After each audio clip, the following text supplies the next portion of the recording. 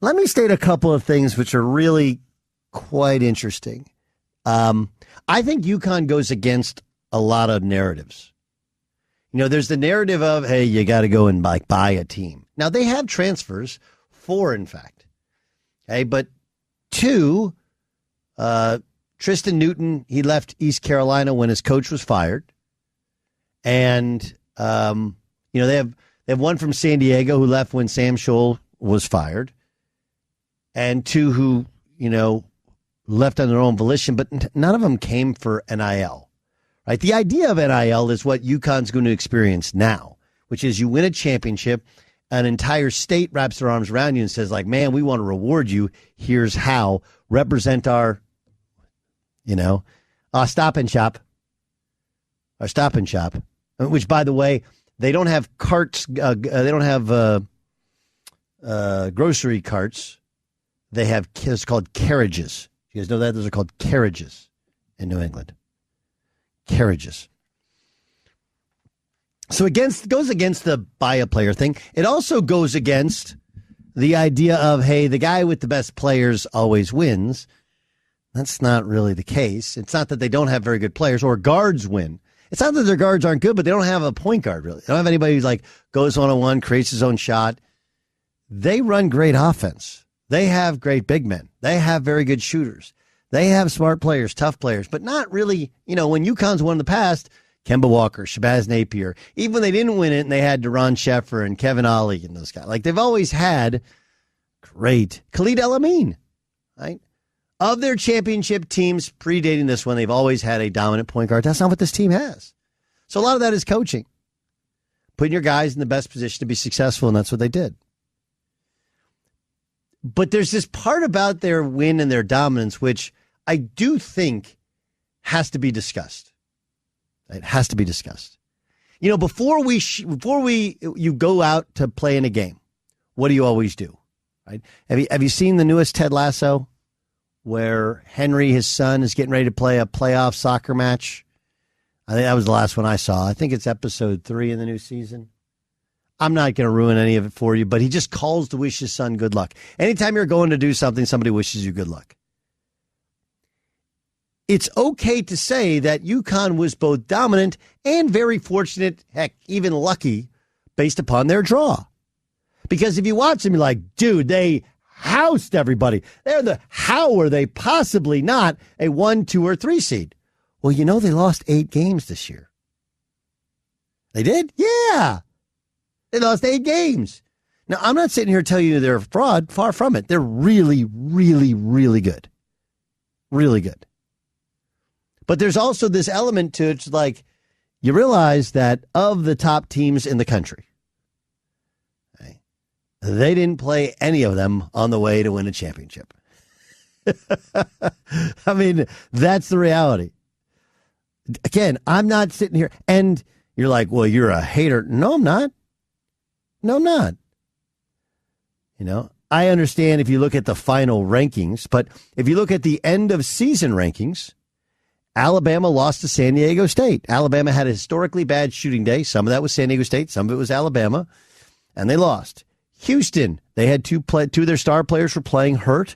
They lost. Purdue lost in the first game. Kansas didn't have their coach, and they lost. Texas, who they would have played in the national semifinals, had a big lead, kind of gagged it away. Bad call went against it, but also didn't have their starting center for the last 2 games. And Marcus Carr, one of their 2 starting guards, a fifth-year senior, was injured while playing.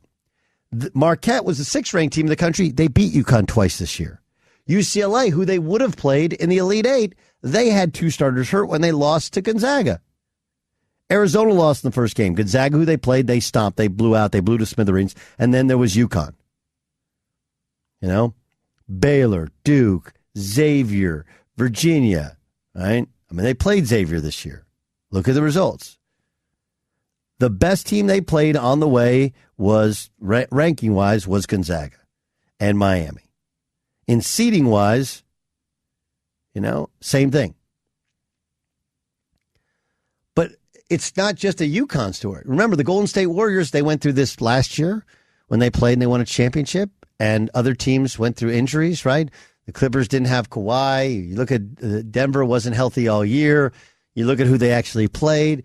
Remember the first time they won a championship, everybody they played was missing their starting point guard for at least 2 of the games in the series.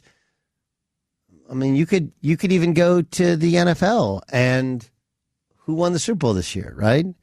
Kansas City Chiefs. The team that matched up best for the Kansas City Chiefs was probably the Chargers. Should have beaten them twice this year, but the Chargers gagged away a game to the Jacksonville Jaguars. And they, and then it's like, oh, okay, well, what about the Buffalo Bills, who also beat them? The Buffalo Bills didn't play them. So it's okay to admit, like, hey, you kind of got a fortunate draw that ended up working out for you.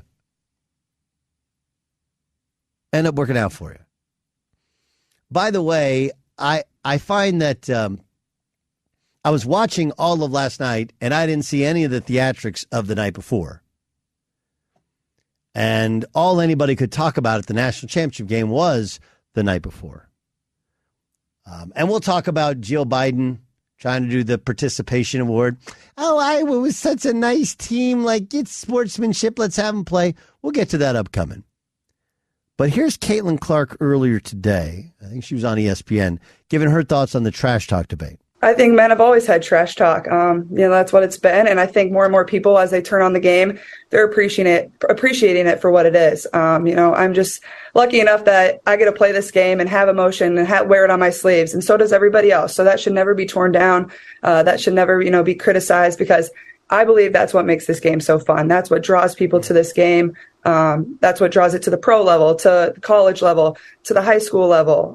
So either way, it doesn't matter. You should be able to play with that emotion. That's what makes it so fun. Nobody wants to tune in and not see people, be competitive and passionate about what they're doing across any sport. That's how it should be. So I believe that's, what it should be. And that's how I'm going to continue to play. That's how every girl should continue to play. So I'm just lucky enough that, we have fans support us and, want to watch that type of basketball.